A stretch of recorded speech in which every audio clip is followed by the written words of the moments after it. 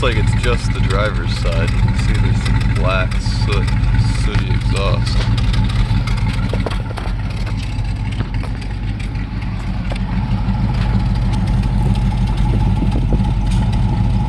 This side's fine, hot but fine.